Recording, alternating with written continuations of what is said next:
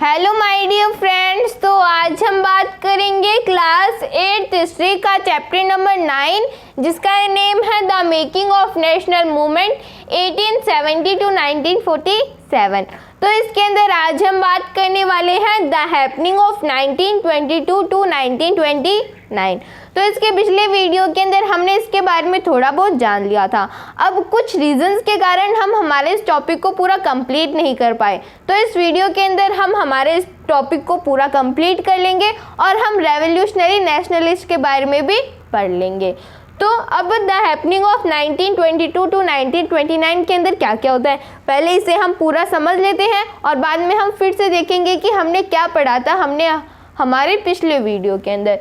तो और क्या होता है उस पीरियड के अंदर, ड्यूरिंग दिस ट्रूस पीरियड, ये जो ट्रूस पीरियड था, ट्रूस पीरियड मतलब ये जो खाली टाइम पीरियड था, at the end of decade, decade मतलब 10 साल का टाइम पीरियड। तो ये जो 10 साल का टाइम पीरियड था, 10 साल का टाइम पीरियड पूरा तो नहीं लेकिन अप्रोक्सीमेटली 10 साल का जो टाइम पीरियड था, इसके अंदर ये जो ट्रूस पीरियड था, ये जो खाली पीरियड था, इसके अंदर और क्या होता है, तो कांग्रेस डिमांडेड पूर्ण स्वराज। जो कांग्रेस होती है कांग्रेस 1885 के अंदर बनी थी, तो जो कांग्रेस होती है वो पूर्ण स्वराज की डिमांड करती है। पूर्ण स्वराज मतलब कंप्लीट इंडिपेंडेंस।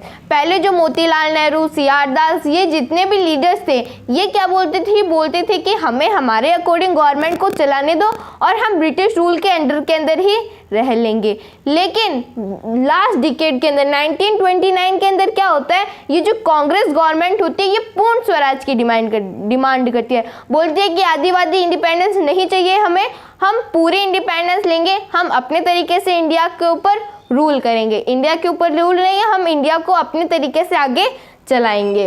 तो पूर्ण स्वराज जो है उसकी वो डिमांड करते हैं बाद में। तो लाहौर सेशन होता है उसके अंदर वो किसके प्रेसिडेंटशिप के अंदर होता है, तो वो जो जवाहरलाल नेहरू है उनकी प्रेसिडेंटशिप के अंदर होता है। तो लाहौर सेशन के अंदर the session was under the presidentship of Jawaharlal Nehru, ये जवाहरलाल नेहरू की प्रेसिडेंटशिप के अंदर होता है। तो जवाहरलाल नेहरू की जब प्रेसिडेंटशिप के अंदर होता है ये, तो एक पूर्ण स्वराज रेजोल्यूशन पास किया जाता है। तो मैं आपको थोड़ी एक्स्ट्रा डिटेल्स बता रही हूँ। तो जो पूर्ण स्वराज रेजोल्यूशन है वो पास किया जाता है। तो पूर्ण स्वराज रेजोल्यूशन के अंदर जवाहरलाल नेहरू का जो क्या नाम है उनका, सुभाष चंद्र बोस जो है वो भी उनकी जो है उनका सपोर्ट करते हैं। कौन, सुभाष चंद्र बोस और बहुत सारे लीडर्स होते हैं वो किसका सपोर्ट करते हैं, वो जवाहरलाल नेहरू का सपोर्ट करते हैं। तो पूर्ण स्वराज रेजोल्यूशन पास किया जाता है। उसके अकॉर्डिंग क्या होता है, उसके अकॉर्डिंग जो गवर्नमेंट होती है, मतलब ये जो कांग्रेस गवर्नमेंट होती है, जवाहरलाल नेहरू ये अनाउंसमेंट कर देते हैं कि आने वाले 26 जनवरी 1930 के अंदर क्या होगा, हम इंडिपेंडेंस ले लेंगे। तो बोलते हैं कि 26 जनवरी 1930 के अंदर हम क्या ले लेंगे, हम इंडिपेंडेंस ले लेंगे। लेकिन इस समय पे हमें इंडिपेंडेंस तो मिलती नहीं है। तो ये जो जवाहरलाल नेहरू ये अनाउंसमेंट कर देते हैं कि 26 जनवरी 1930 के अंदर हम इंडिपेंडेंस ले लेंगे, लेकिन उस समय पे हमें इंडिपेंडेंस नहीं मिलती। तो ये जो 26 जनवरी है ये बहुत ही इम्पोर्टेंट डेट, मतलब बहुत ही रिस्पेक्टेड डेट की तरह से कंसीडर किया जाता है। तो इसी कारण से हम हमारा जो रिपब्लिक डे है वो 26 जनवरी को ही बनाते हैं, बजाय उसके कि हमारा जो कॉन्स्टिट्यूशन है वो नवंबर के अंदर ही बन के तैयार हो गया था। लेकिन इस डेट को बहुत ही ज़्यादा इंपॉर्टेंस दी जाती है क्योंकि इस डेट के अंदर पूर्ण स्वराज रेजोल्यूशन पास किया गया था, जिसके अकॉर्डिंग जवाहरलाल नेहरू ने बोल दिया था कि आने वाले 26 जनवरी 1930 को हमें इंडिपेंडेंस मिल जाएगी। लेकिन उस समय पे हमें इंडिपेंडेंस नहीं मिलती, तो इस डेट को हम हमारा रिपब्लिक डे सेलिब्रेट करते हैं। तो हमारा ये जो टॉपिक है द हैपनिंग ऑफ 1922 टू 1929 ये कंप्लीट होता है। तो इसके अंदर पहले हमने जाना कि जो नॉन कॉपरेशन मूवमेंट है उसे कॉल ऑफ कर दिया जाता है। और उसके बाद में क्या होता है, उसके बाद में जो बहुत सारे सोशल वर्क के लिए पहले बीच में से पढ़ रहे हैं, तो उसके बाद में जो गांव होते हैं वहाँ के अंदर जाकर लोगों को ट्रेनिंग दी जाती है। उसके बाद में जो स्वराज पार्टी है वो बनती है। उसके मैं लाइन वाइज से चल रही हूँ अभी। पहले क्या होता है, नॉन कॉपरेशन मूवमेंट को कॉल ऑफ कर दिया जाता है और उसके बाद में जो लोग होते हैं उनको गाँवों के अंदर जाके ट्रेनिंग दी जाती है, स्वराज पार्टी बनती है। और फिर लास्ट में सोशल वर्क के लिए काम किया जाता है। आरएसएस मतलब राष्ट्रीय स्वयंसेवक संघ जो है वो बनाई जाती है। कम्युनिस्ट पार्टी बनाई जाती है। रेवोल्यूशनरी नेशनलिस्ट, पूर्ण स्वराज, ये जो पूर्ण स्वराज है ये सब कुछ होता है। तो इतनी सारी चीज़ें होती है हमारे इस ट्रूथ पीरियड के अंदर, ये जो खाली पीरियड है उसके अंदर ये सारी चीज़ें होती है। और एक लास्ट जो साइमन कमीशन है वो भी आता है। तो साइमन कमीशन आता है 1927 के अंदर। 1927 के अंदर जो लॉर्ड साइमन है वो वहाँ से साइमन कमीशन भेजते हैं और इंडिया के अंदर जब वो भेजते हैं तो इंडिया के अंदर उसके अंदर क्या होता है कि वो साइमन कमीशन क्यों भेजा जाता है, वो देखते हैं कि इंडिया के अंदर इंडिया का फ्यूचर का क्या होगा। तो इंडिया के अंदर रिफॉर्म लाने के लिए जो है वो साइमन कमीशन को भेजा जाता है और उसके अंदर बोल देते हैं कि हम जो है इंडिया का कॉन्स्टिट्यूशन बनाएंगे, लेकिन वो जो कॉन्स्टिट्यूशन बनाने वाले लोग होंगे उसके अंदर इंडियंस नहीं होंगे। ये तो वही बात हो गई कि लोग जो है वो दूसरे लोग जो है वो हमारा घर बना के दे रहे हैं, लेकिन हमसे पूछा ही नहीं कि आपका घर कैसे बनेगा। वैसे ही जो साइमन कमीशन आया था वो इंडिया के अंदर उन्होंने बोल दिया था कि हम आपका कॉन्स्टिट्यूशन बना देंगे, लेकिन उसके अंदर इंडियंस जो है वो नहीं होंगे। तो बाद में लोगों को बहुत गुस्सा है, उन्होंने बोला कि इंडियंस ही नहीं होंगे तो फिर कैसा कॉन्स्टिट्यूशन। तो बाद में उन्होंने उसका प्रोटेस्ट किया और जब साइमन कमीशन आया इंडिया के अंदर तो उसका वेलकम कैसे किया गया, उसका वेलकम नारों के साथ में किया गया। Go back Simon, Simon go back, इन नारों के साथ में उसका वेलकम किया गया। और बाद में जो साइमन कमीशन है ये फेलियर रहा। तो इस ट्रूथ पीरियड में टोटल 9 इवेंट जो है वो हुए। तो उन सभी इवेंट्स को हमने हमारे पिछले वीडियो के अंदर और इस वीडियो के अंदर पूरा कंप्लीट कर दिया। तो हमारा ये वाला टॉपिक कंप्लीट होता है। अब इसी वीडियो के अंदर हम रेवोल्यूशनरी नेशनलिस्ट के बारे में पढ़ने वाले हैं। तो अब हम द रेवोल्यूशनरी नेशनलिस्ट के बारे में जान लेते हैं। तो पहले हमने साइमन कमीशन के बारे में जाना था। तो साइमन कमीशन के अंदर जितने भी लीडर्स थे वो फिर से यूनाइट हो गए थे, चाहे वो कम्युनिस्ट पार्टी हो, चाहे से वो जो राष्ट्रीय स्वयं सेवक हो तो आरएसएस हो, फिर जैसे वो कांग्रेस क्यों ना हो, सभी यूनाइट हो गए थे और सभी ने जो साइमन कमीशन है उसके अगेंस्ट में नारा लगाया था, Simon go back, Simon go back. तो अब हम बात करेंगे रेवोल्यूशनरी नेशनलिस्ट की। तो क्रांतिकारी राष्ट्रवादी, तो राष्ट्रवादी मतलब राष्ट्र के प्रेम से भरे हुए। तो रेवोल्यूशनरी नेशनलिस्ट के बारे में हम हमारे इस वीडियो के अंदर पढ़ने वाले हैं। तो ऐसा नहीं है कि रेवोल्यूशनरी नेशनलिस्ट जो है वो 1922 से 1926 के बीच के अंदर ही थे, 1929 के बीच के अंदर ही थे, वो पहले भी थे। जैसे हमने रिवॉल्ट ऑफ 1857 के बारे में पढ़ा था हमारे 5th चैप्टर के अंदर। तो जो रिवॉल्ट हुआ था उसके अंदर भी लोगों ने नॉन वायलेंट तरीके से, मतलब वायलेंट से, तो उन्होंने वायलेंस से क्या किया था, ब्रिटिशर्स के अगेंस्ट में उन्होंने लड़ाई लड़ी थी। तो उन्होंने लड़ाई लड़ी थी मतलब वो जो थे वो रेवोल्यूशनरी थे। तो ये रेवोल्यूशनरी ऐसा नहीं है कि 1922 से ही स्टार्ट हुए थे, ये पहले भी थे। तो जो रेवोल्यूशनरी नेशनलिस्ट थे वो हमारे पहले भी थे। तो बाद में जो रेवोल्यूशनरी नेशनलिस्ट थे इन्होंने क्या किया, इन्होंने वायलेंस को अडॉप्ट किया। ऐसा नहीं है कि उन्होंने किसी को परेशान करने के लिए जो है लड़ाई लड़ी, उन्होंने क्या किया, उन्होंने लोगों को सताने के लिए नहीं, उन्होंने बोला कि अगर हमें हमारी बात को मनवानी होगी तो हम रेवोल्यूशन को भी या फिर वायलेंस को भी अडॉप्ट कर सकते हैं। तो लोगों को परेशान करने के लिए इन्होंने जो वायलेंस है उसे अडॉप्ट नहीं किया था, इन्होंने अपनी बात को मनवाने के लिए रेवोल्यूशन को अडॉप्ट किया था। तो पहले बहुत सारे जो लीडर्स हैं वो इनको जो रेवोल्यूशनरी टेररिस्ट बोलते हैं, लेकिन बाद में उन्हें पता चला कि नहीं यार, इनका भी हमारे देश को इंडिपेंडेंस दिलवाने में बहुत ही इंपॉर्टेंट रोल है। तो बाद में उन्हें रेवोल्यूशनरी नेशनलिस्ट बोला जाता है। तो अब हम हमारे टॉपिक को स्टार्ट करते हैं। It makes a loud voice to make the deaf hear इनकलाब जिंदाबाद। तो ये लाइन किसकी है, ये लाइन है हमारे भगत सिंह की। तो ये लाइन भगत सिंह की, और भगत सिंह क्या बोलते हैं, it takes a loud voice to make the deaf hear इनकलाब जिंदाबाद। वो बोलते हैं कि बहरे को सुनाने के लिए हमें एक बड़ा धमाका करना होगा। तो बड़ा धमाका, इन्होंने ये लाइन क्यों बोली, बहरे को सुनाने के लिए हमें एक बड़ा धमाका करना होगा, इनकलाब जिंदाबाद, तो उसके बारे में हम आगे पढ़ लेंगे। तो रेवोल्यूशनरी लीडर्स कौन कौन थे, तो revolutionary nationalist such as Bhagat Singh. तो भगत सिंह, चंद्रशेखर आज़ाद, सुखदेव और भी बहुत सारे लीडर्स थे जो कि क्या थे, रेवोल्यूशनरी नेशनलिस्ट थे। Sukhdev and other wanted to fight against the colonial rule. वो क्या चाहते थे, कॉलोनियल रूल के अगेंस्ट में फाइट करना चाहते थे। Fight against the colonial rule and the rich exploiting class. और वो जो रिच एक्सप्लॉइटिंग क्लास होती है, मतलब जो रिच पर्सन्स होते हैं, जो जमींदार होते हैं, ये उनके भी अगेंस्ट में थे। तो ये रिच क्लास के अगेंस्ट में भी थे, ये कॉलोनियल रूल के अगेंस्ट में तो थे ही, साथ में वो रिच क्लास के अगेंस्ट में भी थे। जैसे जो फ्रेंच रिवॉल्यूशन हुआ, इन्होंने बोला कि हमें जो ब्रिटिशर्स हैं इन्हें वेस्टर्न स्टाइल के अंदर ही हराना होगा। जैसे पहले क्या चल रहा था, पहले जो फ्रेंच रेवोल्यूशन है वो हुआ था, जिसे हम 9th क्लास के अंदर पढ़ेंगे। तो जो फ्रेंच रेवोल्यूशन हुआ था उसके अंदर जितने भी पीजेंट्स होते हैं, जितने भी वर्कर्स होते हैं वहाँ के, वो बेस्टाइल फोर्ट के ऊपर हमला कर देते हैं। और जब वो बेस्टाइल फोर्ट के अंदर हमला कर देते हैं तो वो वहाँ की चीज़ों को उठा के बेचने लगते हैं। तो वो सब कुछ हम 9th क्लास में पढ़ लेंगे। तो वेस्टर्न स्टाइल, मतलब वहाँ पे क्या हुआ था, लोगों ने वायलेंस को अडॉप्ट कर लिया था। तो वायलेंस से उन्होंने लड़ाई वगैरह करके राजा को हटा दिया था और वहाँ पे मोनार्की को तो हटा दिया था और उन्होंने वहाँ पे डेमोक्रेसी को इस्टेब्लिश कर लिया था। तो वही भगत सिंह इन्होंने बोला कि हम इन्हें वेस्टर्न स्टाइल के अंदर ही हराएंगे, ये लातों के भूत बातों से नहीं मारने वाले हैं। तो इन्होंने क्या किया, बाद में वायलेंस को एडॉप्ट किया। तो जैसे भगत सिंह, चंद्रशेखर आज़ाद, सुखदेव और भी बहुत सारे लीडर्स थे जो कि कॉलोनियल रूल को हटाना चाहते थे और रिच क्लास जो जमींदार होते हैं उन्हें भी वो हटाना चाहते थे through a revolution of workers and peasants. किसके रेवोल्यूशन से? पीजेंट्स के और वर्कर्स के रेवोल्यूशन से। They founded the Hindustan Republic Association HRA in 1922 at Firoz Shah Kotla in Delhi.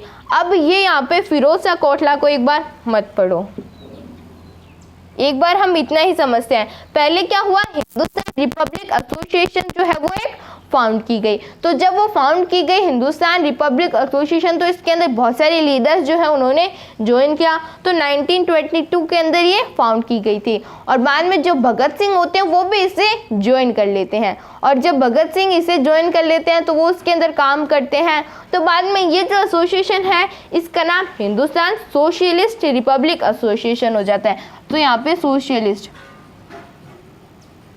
तो हिंदुस्तान सोशलिस्ट रिपब्लिक एसोसिएशन हो जाता है। ये कब फाउंड की गई थी? 1928 के अंदर। तो HSRA, तो बाद में इसका नाम HSRA हो जाता है। और भगत सिंह जो है वो अपनी एक स्पीच देते हैं। तो पहले इनका नाम रेवोल्यूशनरी टेररिस्ट होता है, लेकिन बाद में हिस्टोरियन सोचते हैं कि इनका भी बहुत इंपॉर्टेंट रोल है इंडिया को इंडिपेंडेंस दिलवाने में। तो बाद में इनका जो नाम है वो रेवोल्यूशनरी सोशलिस्ट हो जाता है, तो रेवोल्यूशनरी नेशनलिस्ट हो जाता है। तो Hindustan socialist Republic association found की गई थी HSRA कब? 1928 के अंदर फिरोज शाह कोटला इन दिल्ली के अंदर फिरोज शाह कोटला इसको फाउंड करते हैं। तो हमने रेवोल्यूशनरी नेशनलिस्ट के बारे में थोड़ा बहुत तो जान लिया, अब हम आगे बात करेंगे। तो अब हम थोड़ा बहुत और जान लेते हैं। तो फिर हमने देखा था कि ये जो ऑर्गेनाइजेशन बनी थी इसके आगे बाद में इसके बीच में सोशलिस्ट भी जोड़ दिया गया था। अब जो भगत सिंह थे, जो सुखदेव थे, जो राजगुरु थे और जो चंद्रशेखर आज़ाद थे, ये क्या करते थे, ये जो ब्रिटिश गवर्नमेंट की जो प्रॉपर्टी होती है उसे लूटते थे। प्रॉपर्टी को क्यों लूटते थे? क्योंकि ये पता है कि उन्हें पता है कि ये जो जितने भी पैसे लिए गए हैं ब्रिटिश गवर्नमेंट के द्वारा, ये हमारे फार्मर से ही टैक्स के रूप में ही लिए गए हैं। तो बाद में वो क्या करते थे, वो उन पैसों को लूट लेते थे और अपने बाद में जो भी काम करते थे ब्रिटिश, है ना, अपने देश को आज़ादी दिलाने के लिए, तो ये जो भी काम करते थे उसके अंदर वो इन्वेस्ट कर दिया करते थे। तो वो प्रॉपर्टी को लूटते थे, ऐसा नहीं कि वो चोर थे, वो चोर नहीं थे, वो इंडिया के भले के लिए ही वो लूटा करते थे। तो क्या है, ऑन 17 दिसंबर 1928 के अंदर क्या होता है, भगत सिंह, आज़ाद एंड राजगुरु असिस्टेंट सॉन्डर्स, और भगत सिंह, चंद्रशेखर आज़ाद, राजगुरु ये क्या करते हैं, ये सॉन्डर्स को उड़ा देते हैं, मतलब ये सॉन्डर्स जो है उसे मार देते हैं। अब सॉन्डर्स को क्यों मारते हैं? ये मारने सॉन्डर्स को नहीं गए थे, ये मारने गए थे जेम्स स्कॉट को। तो ये जेम्स स्कॉट को मारने गए थे, लेकिन जेम्स स्कॉट तो उन्हें मिला नहीं, तो उन्होंने सॉन्डर्स को उड़ा दिया। तो जब उन्होंने सॉन्डर्स को उड़ाया तो इनका मकसद जो है वो फुलफिल होना चाहिए था। जेम्स मिल नहीं मिला तो उन्होंने सॉन्डर्स को जो है मार दिया। अब सॉन्डर्स को क्यों मारा उन्होंने? तो Saunders was a police officer. ये जो सॉन्डर था ये क्या था? पुलिस ऑफिसर था। who was involved in the लाठी charge that has caused the death of Lala Lajpat Rai. तो लॉयन ऑफ पंजाब कौन है? लाला लाजपत राय। तो जो लाला लाजपत राय होते हैं इनकी डेथ हो जाती है। कब, क्यों होती लाला लाजपत राय की डेथ? लाठी चार्ज के कारण। तो लाठी चार्ज के कारण लाला लाजपत राय की डेथ हो जाती है। जब साइमन कमीशन आया था इंडिया के अंदर, तो जो जेम्स कोर्ट थे उन्होंने लाठीचार्ज का कोई एक ऑर्डर दे दिया था। तो उस ऑर्डर के अंदर क्या होता है, जो सॉन्डर्स पुलिस ऑफिसर है वो भी इन्वॉल्व होता है लाठीचार्ज के अंदर, और जो लाला लाजपत राय है उनकी डेथ हो जाती है। अब डेथ किसकी हुई है? लाला लाजपत राय की। लेकिन इन्होंने सॉन्डर्स को मारा। क्यों मारा सॉन्डर्स को? क्योंकि ये मारने जो जेम्स कोर्ट है उसे मारने गए थे, लेकिन जेम्स कोर्ट उन्हें नहीं मिला, तो उन्होंने सॉन्डर्स को मार दिया, क्योंकि सॉन्डर्स भी लाठीचार्ज के अंदर इन्वॉल्व था। और लाठीचार्ज के अंदर डेथ किसकी हुई थी? लाला लाजपत राय की। लाला लाजपत राय कौन है? Lion of Punjab. जब लॉयन ऑफ पंजाब की डेथ हो गई थी, और ये जो लाला लाजपत राय हैं ये हमारे रेवोल्यूशनरी नेशनलिस्ट के इंस्पायर है, मतलब ये उन्हें इंस्पायर करते हैं कि आपको ये काम करना है, तो ये इनको इंस्पायर करते हैं। तो इसी कारण से लाला लाजपत राय जो है उनकी उनकी जब डेथ हो जाती है तो ये बदला लेने के बारे में सोचते हैं। तो बाद में ये जो सॉन्डर्स है उसे मार देते हैं। अब सॉन्डर्स को उन्होंने मारा, ये जेम्स कोर्ट को मारने गए थे, लेकिन उन्होंने अपने मकसद को फुलफिल करने के लिए क्या किया? जो सॉन्डर्स है उसे ही मार दिया। और जब उन्होंने सॉन्डर्स को मार दिया, अब एक ब्रिटिशर्स की डेथ हुई है, तो जो ब्रिटिश गवर्नमेंट होगी उन्होंने क्या किया? उन्होंने इन तीनों को ढूंढने के लिए उन्होंने इन तीनों को ढूंढना स्टार्ट कर दिया। तो ढूंढते ढूंढते क्या होता है कि ये जो हमारे चंद्रशेखर आज़ाद है इनकी डेथ हो जाती है, मतलब ये शहीद हो जाते हैं जब इन्हें जो ब्रिटिश ऑफिसर्स है वो ढूंढते हैं। तो जो चंद्रशेखर आज़ाद है उनकी वो तो शहीद हो गए। और बाद में जो ब्रिटिश ऑफिसर्स है वो किसे ढूंढते हैं? वो चंद्रशेखर भगत सिंह को और राजगुरु को बाद में वो ढूंढते हैं। और जब वो राजगुरु को इन सभी को ढूंढने के लिए निकलते हैं, तो ये तीनों क्या करते हैं? ये दोनों छुप छुप के क्या करते हैं? छुप छुप के ब्रिटिशर्स को मारते हैं। और जब ये छुप छुप के ब्रिटिशर्स को मारते हैं, सुना कोई निकेतन, तो जो लाला लाजपत राय थे वो उनको इंस्पायर करते थे, किनको? रेवोल्यूशनरी नेशनलिस्ट को। और ये जो रेवोल्यूशनरी नेशनलिस्ट थे जैसे भगत सिंह और चंद्रशेखर आज़ाद की तो वो तो शहीद हो जाते हैं। तो जो राजगुरु है ये क्या करते हैं? ये छुप छुप के बाद में अपनी अलग अलग दूसरी स्ट्रेटजी बनाते हैं, सोचते हैं कि हम आगे क्या करेंगे। तो ये ब्रिटिशर्स के पकड़ में नहीं आते। बाद में ब्रिटिशर्स सोचते हैं कि हमें इन्हें तो पकड़ना होगा, क्योंकि इन्होंने हमारे ऑफिसर्स, हमारे पुलिसमैन सॉन्डर्स की हत्या की है। तो वो क्या करते हैं? बाद में वो लाहौर के अंदर जितने भी वहाँ की जनता होती है उन्हें मारना पीटना स्टार्ट कर देते हैं। और जब ये बात रेवोल्यूशनरी नेशनलिस्ट को पता चलती है कि जो ब्रिटिश ऑफिसर्स हैं इन्होंने क्या किया, जो ब्रिटिश ऑफिसर्स हैं इन्होंने लाहौर के अंदर भोली जनता को मारना स्टार्ट कर दिया है, तो ये बाद में क्या करते हैं? ये ब्रिटिशर्स की जो लेजिस्लेटर होती है, तो ऑन 8 अप्रैल 1929 के अंदर क्या करते हैं? भगत सिंह एंड बीके दत्त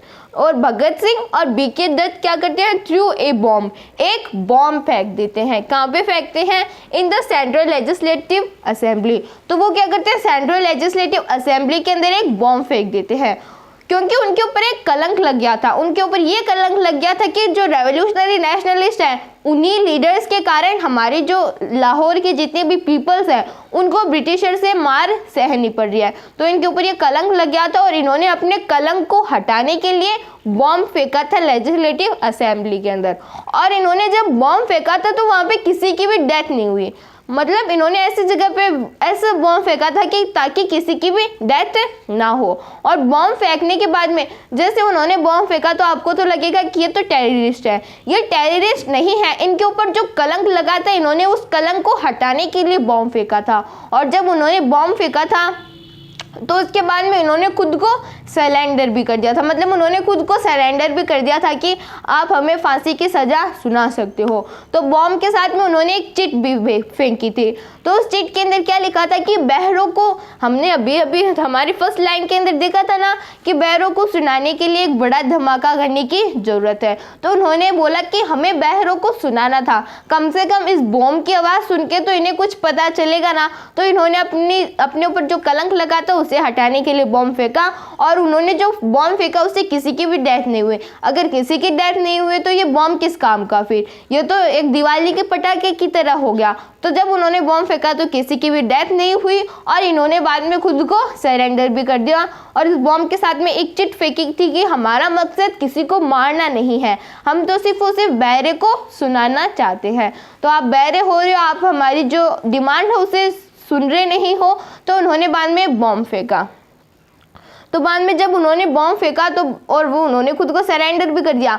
तो जब उनको सरेंडर कर दिया था तो बाद में क्या होता है, लोग ब्रिटिशर्स उनको पकड़ लेते हैं और बाद में उन्हें जेल के अंदर डाल देते हैं और बाद में उनको फांसी की सज़ा सुनाई जाती है। तो जब उन्हें जेल के फांसी की सज़ा सुनाई जाती है तो इनके ऊपर मुकदमा भी चल रहा होता है, क्योंकि इन्हें सॉन्डर्स की हत्या की थी तो इनके ऊपर मुकदमा चल रहा होता है और बाद में इन्हें फांसी की सज़ा सुना दी जाती है। तो भगत सिंह, सुखदेव एंड राजगुरु, भगत सिंह को, सुखदेव को, राजगुरु को वर एग्जीक्यूटेड ऑन मार्च 23, 1931। मार्च 23, 1931 के अंदर क्या होता है, इनको फांसी की सज़ा सुना दी जाती है। और जब भगत सिंह को फांसी की सज़ा सुनाई जाती है तो भगत सिंह सिर्फ 23 ईयर्स के थे और 23 ईयर्स के अंदर जब उनको फांसी की सज़ा सुनाई गई थी तो वो फांसी की सज़ा के जो फंदा होता है उसको चूम के वो शहीद हो गए थे।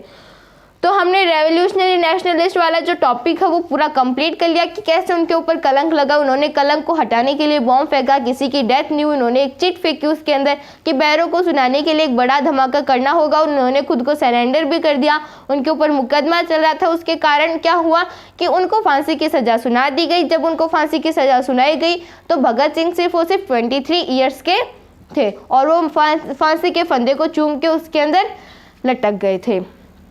तो हमारा ये वाला टॉपिक कंप्लीट होता है। कुछ जो हिस्टोरियंस है वो क्या बोलते हैं, जो कि रेवोल्यूशनरी नेशनलिस्ट को सपोर्ट करते हैं, वो बोलते हैं कि महात्मा गांधी जो है वो तब लंदन गए हुए थे तो वो अपनी डिमांड रख भी सकते थे कि ये जो जितने भी रेवोल्यूशनरी नेशनलिस्ट है आप इनको छोड़ दो, इनको फ्री करवा दो, इनको फांसी की सज़ा मत सुनाओ। लेकिन बाद में महात्मा गांधी ने ये डिमांड नहीं रखी और इनको फांसी की सज़ा हो गई। तो इसके नेक्स्ट वीडियो के अंदर हम हमारे नेक्स्ट टॉपिक को पढ़ने वाले हैं जो कि है फ्रॉम मार्च टू दांडी। मतलब हम नेक्स्ट महात्मा गांधी के सेकेंड बड़े मूवमेंट के बारे में पढ़ने वाले हैं, सिविल डिसोबीडियंस मूवमेंट के बारे में। If anybody have any type of doubt, any type of query, then please ask me in the comments. Thank you so much.